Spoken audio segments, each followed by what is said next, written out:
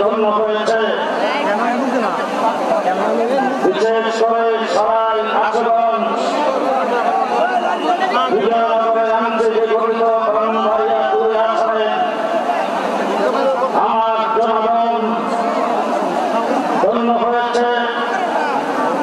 তিনি ইতিমধ্যে দল মত ফিরে এসেছে।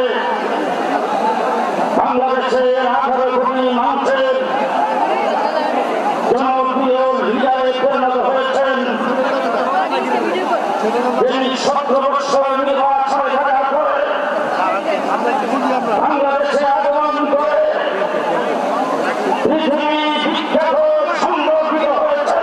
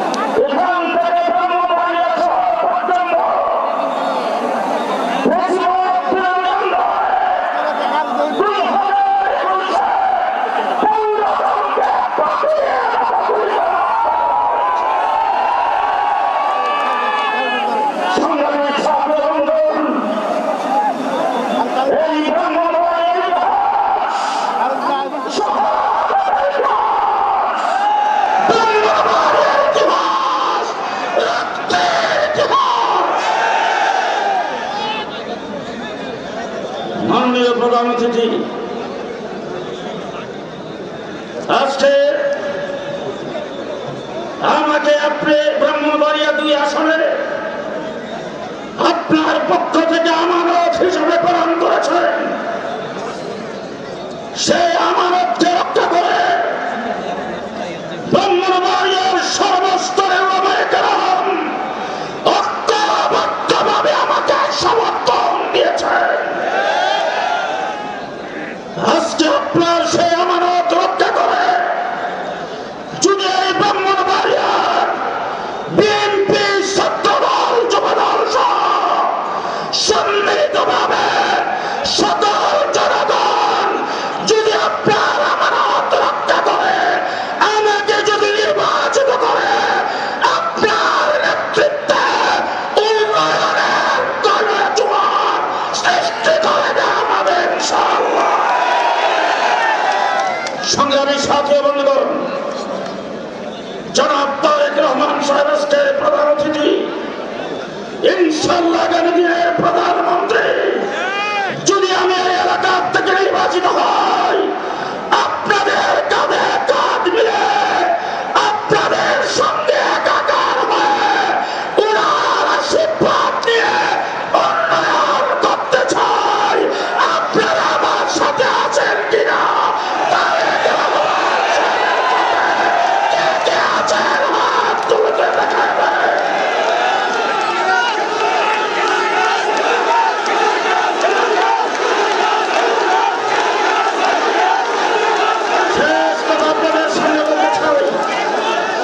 আমার এই অঞ্চল থেকে 2001 সালে আমার নেতা মুফতি আমিনী সাহেব নির্বাচিত হয়ে উন্নয়ন উপহার দিয়েছিলেন।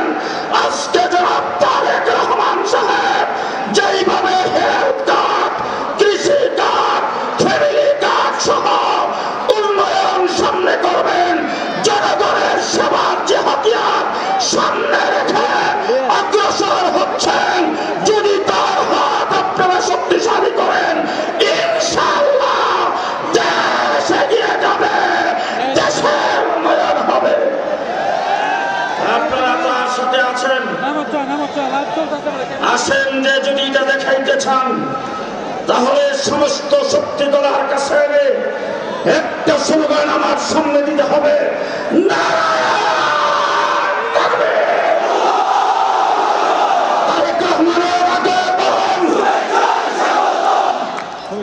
ব্রাহ্মণবাড়িয়ার মতো হয়নি।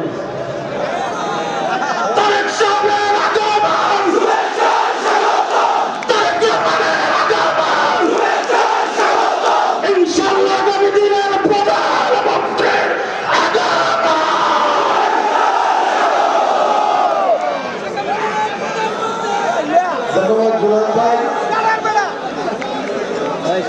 এখন আপনাদের সামনে বক্তব্য রাখবেন কর্মকর্তা থেকে যিনি ধানের শীষের নমিনেশন পেয়েছেন, সাবেক এমপি চেয়ারম্যান মহোদয়ের উপদেষ্টা মন্ডলীর সম্মানিত সদস্য জনাব মুশফিকুর রহমানকে বক্তব্য রাখার জন্য অনুরোধ করছি। জনাব মুশফিকুর রহমানকে বক্তব্য রাখার জন্য অনুরোধ করছি।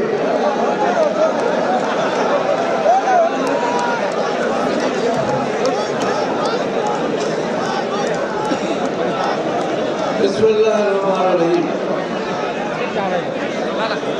আজকের ঐতিহাসিক ব্রাহ্মণবাড়িয়া জেলার নির্বাচনী প্রচারের এই মহান সভায় উপস্থিত আমাদের প্রাণপ্রিয় নেতা বিএনপির নতুন বৈজ্ঞানিক সূচনা এবং এই সভার সম্পাদক সভাপতি এবং উপস্থিত সকল নেতৃবৃন্দ, ব্রাহ্মণবাড়িয়ার জনগণ এবং আমার এলাকা থেকে যারা এসছেন কর্ম আকারা, তাদের সকলকে আমি আন্তরিক ধন্যবাদ জানাই।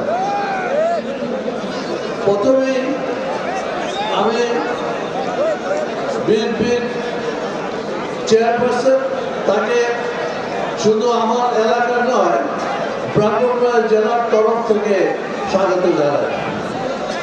এত কষ্ট করে এত রাত্রে আমাদের মাঝে এসছে, আমরা ওনার কথা শোনার জন্য অধীর আদর আছি। কিন্তু একটা কথা বলে আমি বেশি সময় নেব না, কারণ আমরা শুনতে চাই আমাদের ভবিষ্যৎ, আমাদের প্রধানমন্ত্রী যে নতুন পরিবর্তন এসছেন রাজনীতিতে। আমার অভিজ্ঞতা 2001 সালে, সেই সময় আমরা জনগণের সামনে গিয়ে একটা দুইটা বক্তৃতা দিয়ে চলে এসছি। আর এখন কি হচ্ছে, আমরা জনগণের কাছে দরজা ঘরে ঘরে যাচ্ছি এবং আমাদের কর্মসূচি দিচ্ছি, যেটা আমাদের বিএনপি চেয়ারপারসন সকলের সামনে তুলে ধরেছেন। আমরা কথা বলতে চাই না, আমরা কাজ দেখাতে চাই। সেই জন্যই বলেছেন কাজ করব এবং সবার আগে বাংলাদেশকে উন্নতির দিকে নিয়ে যাব। এই প্রতিশ্রুতিটা তো 2-3 বছর আগে দিয়েছিলেন। তখন উনি চিন্তা করা শুরু করলেন যে বাংলাদেশকে কিভাবে উন্নয়নের গতি করা, এবং সেটাকে কম করে এখন 8টি অগ্রাধিকার কর্মসূচি আমাদের সামনে তুলে ধরেছে। শেষে কৃষিকাজ থেকে শুরু করে বেকার সমস্যা এবং কর্মসংস্থান এবং অবকাঠামো উন্নয়ন, সেই মেগা প্রকল্প নয়।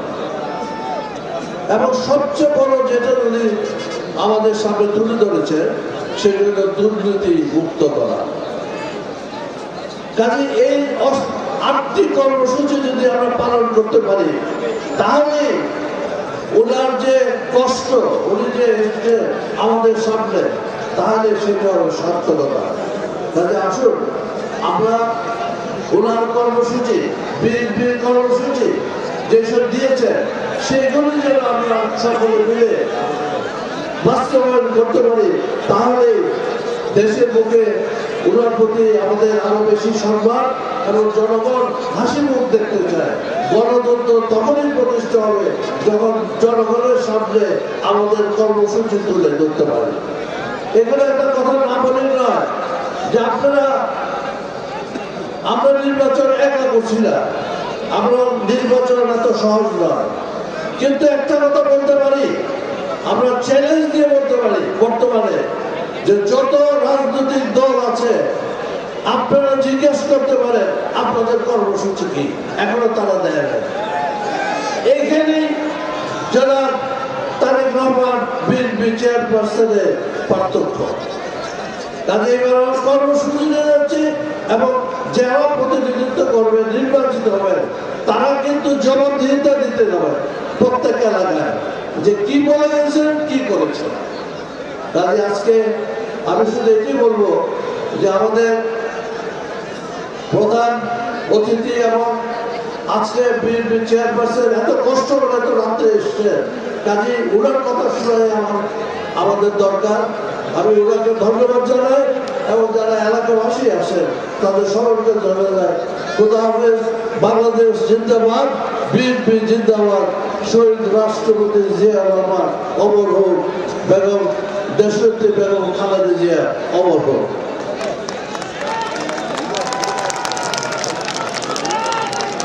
ধন্যবাদ সরোবর সাহেব। এ পর্যায়ে চেয়ারম্যান মহোদয়ের অনুমতি ক্রমে এখন বক্তব্য রাখবেন আজকের সভার সম্মানিত সভাপতি, কেন্দ্রীয় বিএনপি রাজনৈতিক বিষয়ক সম্পাদক, ব্রাহ্মণবাড়িয়া জেলা বিএনপির সংগ্রামী সভাপতি ইঞ্জিনিয়ার খালেদ হোসেন মাহবুব, ইঞ্জিনিয়ার খালেদ হোসেন মাহবুব সহ।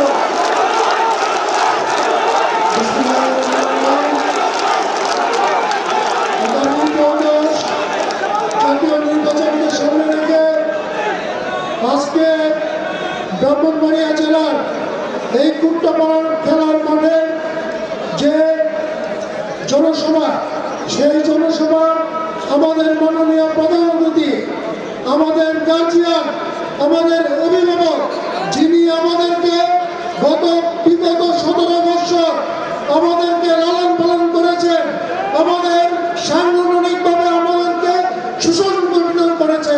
শুধু তাই নয়, আমাদের এই দেশকে, বাংলাদেশকে এই ফ্যাসিস্টের বিরুদ্ধে স্বপ্ন দেখিয়েছেন মাননীয় প্রধান অতিথি জনাব তারেক রহমান।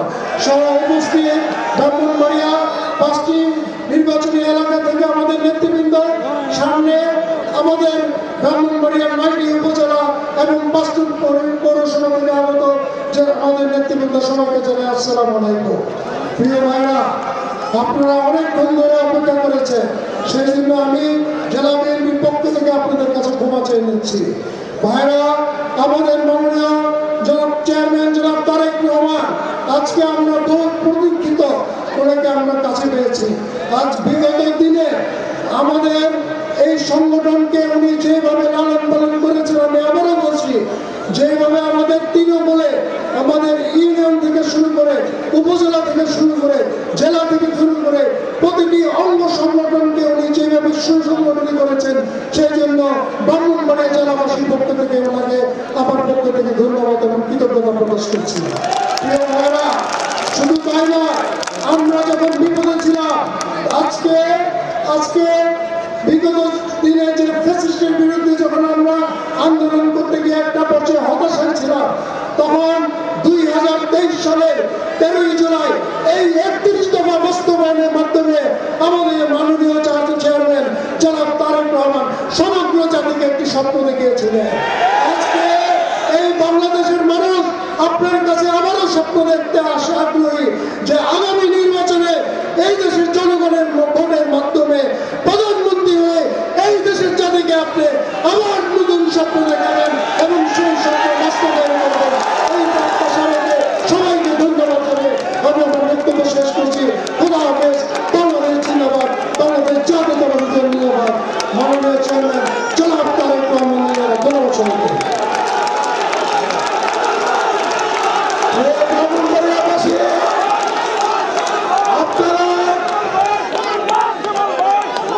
দুপুর 12টা থেকে এখন অনেক রাত্র অবধি কষ্ট করে যার বক্তব্য শোনার জন্য অধীর আগ্রহে দাঁড়িয়ে রয়েছেন আজকের নির্বাচনী জনসভার সম্মানিত প্রধান অতিথি আমাদের চেয়ারম্যান মহোদয় জনাব তারেক রহমান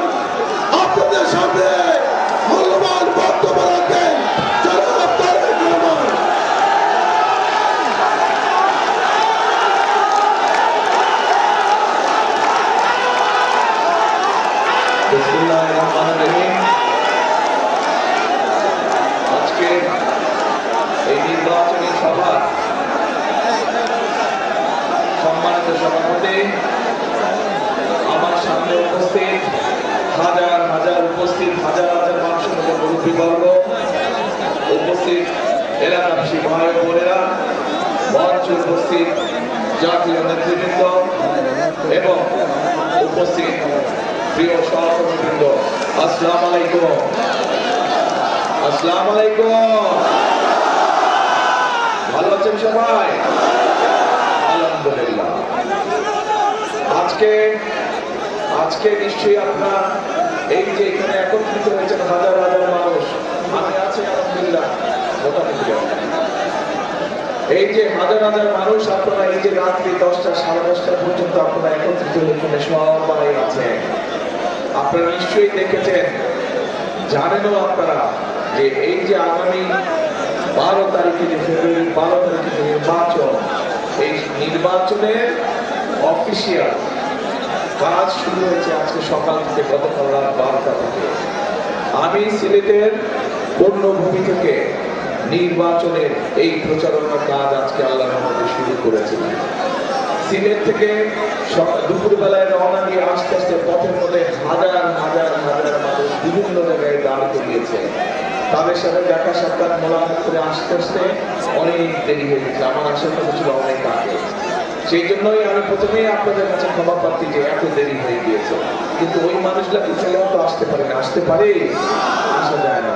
আপনারা যেরকম এই যে ঘন্টার পর ঘন্টা ধরে অপেক্ষা করছেন, ওই মানুষগুলা মা বোনেরা, মুরব্বীরা, ভাইরা সবাই আস্থার ধার দিয়ে অপেক্ষা করছিল, হাজার হাজার মানুষ। এখন প্রিয় ভাই বোনেরা, এই যে আপনারা এখানে এত রাত্রি দাঁড়িয়ে আছেন বা অপেক্ষা করছেন, এখানে কেন আমরা এখানে একত্রিত হয়েছি? আমরা একত্রিত হয়েছি যে আগামী 12 তারিখে যে নির্বাচন, সেই নির্বাচনে আমরা সকলে সেই অধিকারটি প্রয়োগ করব। কোন অধিকার? যে অধিকারটি আমাদের কাছ থেকে, এইটাকে নামিয়ে দেন, এটাকে এই রোস্টামটাকে কাজ করে দেন, কাজ করে অথবা নিচে নামিয়ে দেন, দেখতে পাচ্ছেন না। এখন ঠিক আছে? ঠিক আছে। এখন এই যে 12 তারিখে যে নির্বাচন, এই নির্বাচনে আপনারা আপনাদের রাজনৈতিক অধিকার প্রয়োগ করবেন। কি সেই রাজনৈতিক অধিকার? সেই রাজনৈতিক অধিকার হচ্ছে আপনারা আপনাদের ভোটের অধিকার প্রয়োগ করবেন, যে অধিকারটি গত 15 বছর আপনাদের কাছ থেকে কেড়ে নেওয়া হয়েছিল। শুধু ভোটের অধিকারই কেড়ে নেওয়া হয় নাই, একই সাথে মানুষের কথা বলার অধিকারও কেড়ে নেওয়া হয়েছিল। গত 15 বছর এরকম কোন নির্বাচনী জনসভা দেখেছেন? গত 15 বছর যে এই যে তথাকথিত ভোটের নামে যে ভোট হয়েছে, কেউ ভোট দিতে পেরেছেন কি ভাই? পিছনে যারা আছেন কি পেরেছেন? পারেননি। কিন্তু এই যে আজকে যে ভোট হতে যাচ্ছে, আগামী কয়েকদিন পরে 12 তারিখে যে ভোট হবে, আমাদের বাংলাদেশের মানুষের এই অধিকারকে প্রতিষ্ঠিত করতে গিয়ে বহু মানুষ জীবন উৎসর্গ করেছে। এই ব্রাহ্মণবাড়িয়াতে অন্তত 15 জন মানুষ তারা শহীদ হয়েছে, আরো শত শত মানুষ তারা বিভিন্ন রকম ভাবে আহত হয়েছে। এখন প্রিয় ভাই বোনেরা, 71 সালে বাংলাদেশের মানুষ যুদ্ধ করে দেশকে স্বাধীন করেছে। 2024 সালের 5ই আগস্ট আবারও এই দেশের মানুষ, দল মত নির্বিশেষে সব ধরনের মানুষ সেই স্বাধীনতাকে রক্ষা করেছে। প্রিয় ভাই বোনেরা, 71 সালে যখন মুক্তিযুদ্ধ হয়, তখন কি আমরা কেউ দেখেছিলাম কে আমরা মুসলমান আর কে আমরা হিন্দু বা কে অন্য ধর্মের মানুষ? কেউ আমরা দেখিনি। আমরা দেশ স্বাধীন করার জন্য জীবন বাজি রেখে যুদ্ধ করেছি।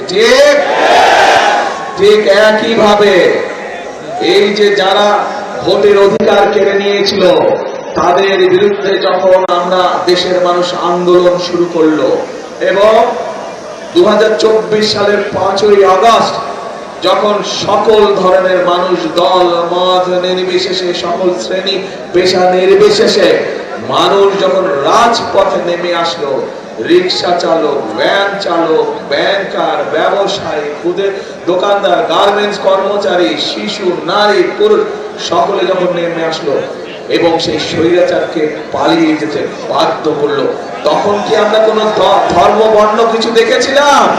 কোন ধর্ম বর্ণ দেখিনি।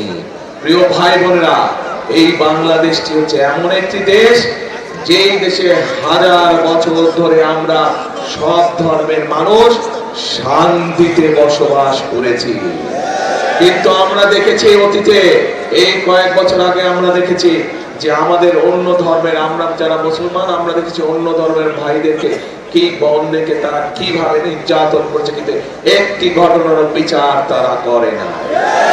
প্রিয় ভাই বোনেরা, গণতন্ত্রকে আমরা, স্বাধীনতাকে 2024 সালে, 71 সালে অর্জিত স্বাধীনতাকে 2024 সালে রক্ষা করেছে আমাদের ভাই বোনেরা, জীবন দিয়েছে। প্রায় 1,500 মানুষকে তারা হত্যা করেছে, 20-25 হাজার মানুষ আহত হয়েছে বিভিন্ন ভাবে। এই স্বাধীনতাকে আমাদের অর্থবহ করতে হবে। অর্থবহ করতে হলে আমরা চাই এই বাংলাদেশকে এমন একটি দেশ রূপে গড়ে তুলতে, যেখানে সব ধর্মের মানুষ আমরা নিরাপদে থাকবো, শান্তিতে থাকবো। তাই যদি করতে হয় আমাদেরকে ঐক্যবদ্ধ থাকতে হবে। পারবেন আপনারা ঐক্যবদ্ধ থাকতে? ইনশাআল্লাহ। আসুন এবার ভোট তো দিবেন 12 তারিখে, দিবেন না? কখন যাবেন ভোট দিতে? সকালে গেলে হবে না। সব ভোট কেন্দ্রে, যার যার এলাকার ভোট কেন্দ্রে ফজরের জামাত আদায় করবেন ভোট কেন্দ্রের সামনে। পারবেন? তাহাজ্জুদের সময় উঠতে হবে এইবার। পারবেন? কারণ অনেক ষড়যন্ত্র হচ্ছে এই ভোটকে, ওই এর আগে যেরকম তথাকথিত ভোট এসেছিল, আমুদ আমুন নির্বাচন হয়েছিল, নিশিরাতের নির্বাচন হয়েছিল, এবারও ভোট নিয়ে কিন্তু ষড়যন্ত্র হচ্ছে। পত্রিকার পাতায় খবর এসেছে, বিভিন্ন সোশ্যাল মিডিয়াতে খবর এসেছে, দেখেছেন না? বিদেশে আমাদের যে ভাইরা আছে, যারা প্রবাসীরা আছে, তাদের জন্য যে ব্যালট পেপার পাঠানো হয়েছে, কিভাবে একটা দল সেই ব্যালট পেপারকে দখল করেছে, দেখেছেন এই সংবাদ? কাজে এই ষড়যন্ত্র দেশের ভিতরেও চলছে। এই জন্যই বলছি তাহাজ্জুদের নামাজ পড়তে হবে। ভোর রাতে উঠে তাহাজ্জুদের নামাজ পড়বেন, তারপরে ঘর থেকে বের হবেন, যার যার ভোট কেন্দ্রে গিয়ে ওইখানে দাঁড়িয়ে ওখানে ফজরের জামাতে নামাজ আদায় করতে হবে। পারবেন? কে পারবেন হাত তুলেন তো। আলহামদুলিল্লাহ, এত মানুষ পারবে, তাহলে ইনশাআল্লাহ বিজয় সুনিশ্চিত। এখন নামাজ পড়ে, ফজরের নামাজ পড়ে ভোটের লাইনে দাঁড়িয়ে যাবেন। ভোট কেন্দ্র খোলার সাথে সাথে সিল দিবেন। কোথায় সিল দিবেন? ধানের শীষ। একই সাথে ধানের শীষের সাথে আমাদের এখানে দুজন সহকর্মী আমাদের আছে, যারা আন্দোলন সংগ্রামে আমাদের সাথে ছিলেন। একজন হচ্ছে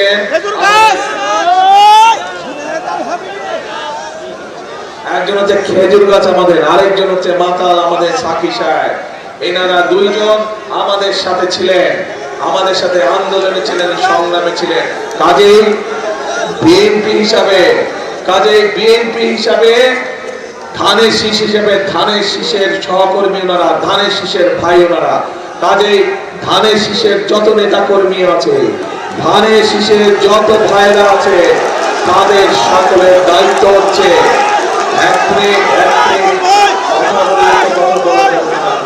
হইচই করলে তো কথা বলতে পারবো না, হইচই করলে কথা বলতে পারবো না, হইচই করলে কথা বলা যাবে না। বসে না। একই সাথে ধানের শীষের প্রার্থীরা তো আছেন, এই যে দেখলেন আপনারা, এই সবগুলো মানুষকে কেন জিতাতে হবে? ধানের শীষ সহ আমাদের খেজুর গাছ সহ মাতাল, তাদেরকে কেন জিতাতে হবে? কারণ এই মানুষগুলো আন্দোলনে ছিল, এই মানুষগুলোর অবদান আছে। এই যে আজকে ভোটের অধিকার প্রতিষ্ঠিত হয়েছে, কথা বলার অধিকার প্রতিষ্ঠিত হয়েছে দেশের মানুষের, এই মানুষগুলো সেদিন আপনাদের সাথে ছিল, এই মানুষগুলো আমাদের সাথে ছিল, এই মানুষগুলো দেশের গণতান্ত্রিকামী মানুষের সাথে তারা রাজপথে ছিল, রাজপথে সংগ্রাম করেছিল। এই জন্যই আমাদের বিএনপির ধানের শীষের দায়িত্ব হচ্ছে তাদেরকে জিতিয়ে আনা এবং একই সাথে সরকার গঠনের মাধ্যমে এই যে বিগত 15 বছর ধরে জনগণের অর্থ সম্পদ লুটপাট হয়েছে, বিদেশে পাচার হয়েছে, এই যে রাস্তা দিয়ে আসার সময়, সিলেট থেকে আসার সময় আমি দেখেছি রাস্তার সে কি দুরবস্থা।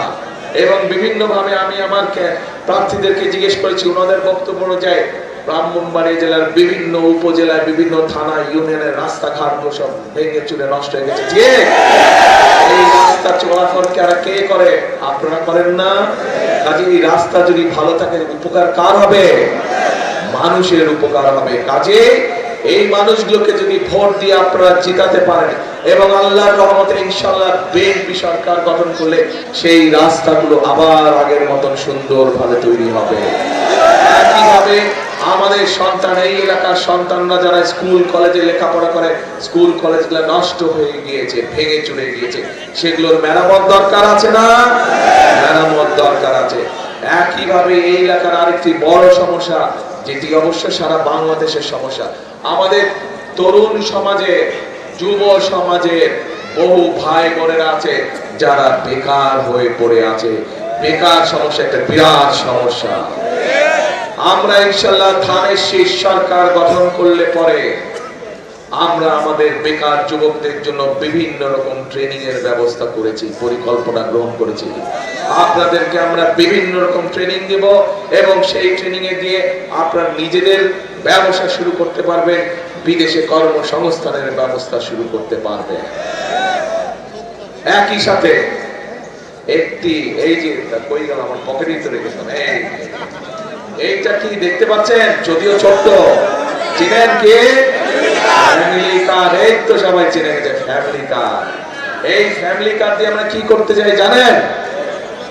এই ফ্যামিলি কার্ড দিয়ে বাংলাদেশে এই যে 20 কোটি মানুষ, তার অর্ধেক হচ্ছে নারী। আপনারা যারা সংসার করেন, সংসার কি একা চালানো যায় যদি আপনার স্ত্রী আপনাকে সহযোগিতা না করে? করা যায়? দুইজনের সহযোগিতায় সংসার সুন্দর হয়, তাই না? ঠিক একইভাবে নারীদেরকেও যদি আমরা এই অর্ধেক জনসংখ্যাকে যদি আমরা পেছনে ফেলে রাখি, তাহলে তো দেশকে পুনর্গঠন করা যাবে না, দেশকে সামনে নেওয়া যাবে না যদি তাদেরকে সাথে না নেয়।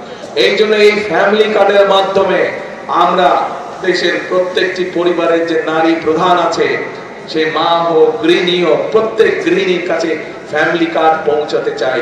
এই ফ্যামিলি কার্ডের মাধ্যমে তাদের হাতে আমরা সহযোগিতা পৌঁছাতে চাই, যেন তারা সংসারটা সুন্দরভাবে চালাতে পারে, তাদের সন্তানদেরকে মানুষ করতে পারে। এই পরিকল্পনা ঠিক আছে? এই পরিকল্পনা সমর্থন করেন? কারা করেন ভাই দেখি তো? কারা কারা? আচ্ছা, ধন্যবাদ। এবার আসে, এই এলাকায় কৃষি কাজ হয়? কৃষক কারা আছেন? হাত তুলেন তো ভাই। কৃষকরা তো সব মানুষের দেখি কৃষক, সব মানে কৃষক। ঠিক আছে, এই কৃষক ভাইদের পাশে আমরা দাঁড়াতে চাই। দেশের যে খালেদা জিয়া যখন প্রথমবার প্রধানমন্ত্রী হয়েছিলেন, উনি 5,000 টাকার কৃষি লোন সব পুরো মওকুফ করে দিয়েছেন। মনে আছে আপনাদের কৃষক ভাইরা? একই সাথে 10,000 টাকার কৃষি লোন যাদের ছিল তাদের সুদ মওকুফ করে দিয়েছিলেন। 25 বিঘা পর্যন্ত কৃষি জমির খাজনা মওকুফ করে দিয়েছেন। আমরা সেই কৃষক ভাইদের পাশে আবারও দাঁড়াতে চাই। যেভাবে শহীদ জিয়া খাল খনন করে কৃষকদের সেচের সুবিধা করে দিয়েছিলেন, যেভাবে খালেদা জিয়া কৃষি লোন মওকুফ করে দিয়েছিলেন, আগামী দিনের বিএনপি সরকার, আগামী দিনের ধানের শীষের সরকার কৃষক কার্ড দিতে চায় সব কৃষক ভাইদেরকে। কোথায় গেল পকেটের মধ্যে? এই যে কৃষক কার্ড দেখেছেন না? এর মধ্যে অনেকেই দেখেছেন। এরকম একটি কার্ড আমরা সরকারের পক্ষ থেকে দিব, সরকারের পক্ষ থেকে দিতে চাই এই কৃষক কার্ড। এই কৃষক কার্ডে দিলে তার মধ্যে সার, বীজ, কীটনাশক সুবিধা আমরা দিতে চাই, সরাসরি কৃষক ভাইদের হাতে পৌঁছে দিতে চাই। তার মাধ্যমে কৃষি লোনের ব্যবস্থা করে দিতে চাই সহজভাবে।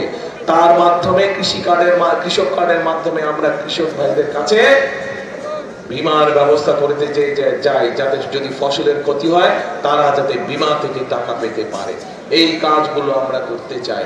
নারীদের পাশে দাঁড়াতে চাই, কৃষক ভাইদের পাশে দাঁড়াতে চাই, মা বোনদের পাশে যেমন ফ্যামিলি কার্ড নিয়ে দাঁড়াতে চাই, কৃষক ভাইদের পাশে কৃষক কার্ড নিয়ে দাঁড়াতে চাই। বেকার যুবকদের, তরুণদের কর্মসংস্থানের ব্যবস্থার জন্য ট্রেনিং এর ব্যবস্থা আমরা করতে চাই। এই যে পরিকল্পনাগুলো বললাম, এই পরিকল্পনাগুলো কি ঠিক আছে? মানুষের কাজে লাগবে? মানুষের কাজে লাগবে? হ্যাঁ, সমস্যার সমাধান হবে? তাই যদি হয়, আসেনের পরে দাঁড়াও ভাই, চিৎকার করে লাগবে তো, কথা শোনো কি বলি।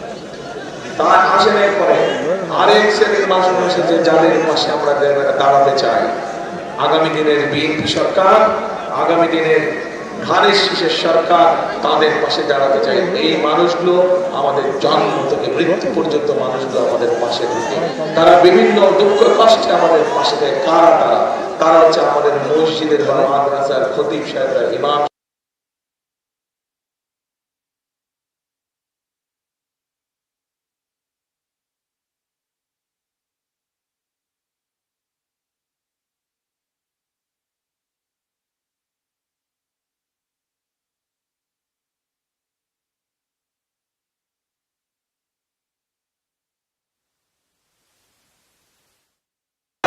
এরপরে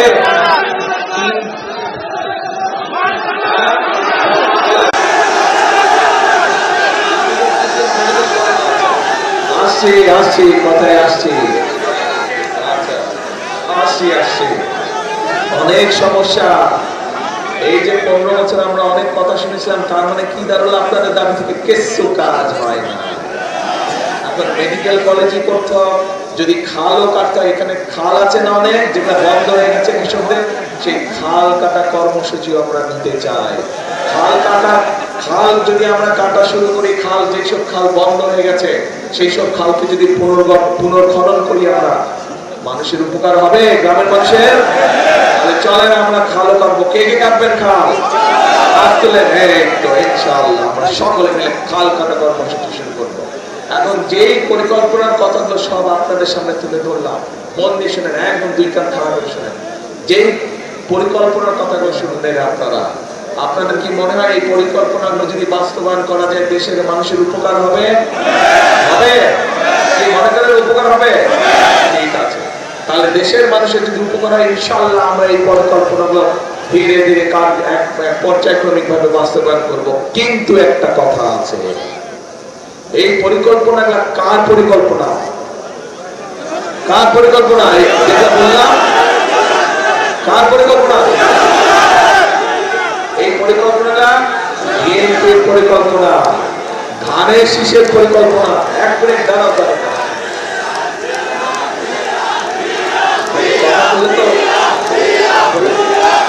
এই যে পরিকল্পনা আপনার হাত তুলে বলেন যে যদি এগুলো বাস্তবায়ন করা যায় দেশের মানুষের উপকার হবে, এই পরিকল্পনাগুলো হচ্ছে ধানের শীষের পরিকল্পনা। কিন্তু ধানের শীষের পরিকল্পনা তো তখনই বাস্তবায়ন করা যাবে যখন দেশের মানুষ, ব্রাহ্মণবাড়িয়া জেলার প্রত্যেকটি 6টি আসনের মানুষ যখন কি কাজটা করবে? ধানের শীষকে জয়যুক্ত করবে। একই সাথে ধানের শীষের সাথে যে 2 ভাই আছে, খেজুরগাছ এবং মাতাল, তাদেরকেও জয়যুক্ত করবে। তাহলে এই কাজগুলো করা সম্ভব। আমরা কাজগুলো ইনশাআল্লাহ করবো, আপনারা আমাদেরকে জিতালে। কিন্তু আপনাদেরকে আমরা করব 10টি কাজ, আপনাদের করতে হবে 1টি কাজ। কি কাজ? যেখানে সঠিক মার্কা, সেই সঠিক মার্কায় সিল মারতে হবে। কখন যাবেন ভোটের দিন ভোট কেন্দ্রে? ফজরের ওয়াক্তে। ফজরের নামাজ কোথায় আদায় করবেন? ভোট কেন্দ্রের সামনে ইনশাআল্লাহ। তাহলে কথা হলো একটাই, এখন মন দিয়ে শুনেন কি বলে। কথা হলো একটাই, করব কাজ, করব দেশ। সবার আগে আবার বলি, করব কাজ, করব দেশ। সবার আগে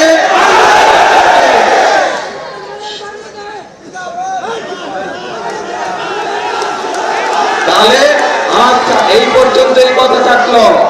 কিন্তু কাজ আমাদের সকলকে করতে হবে।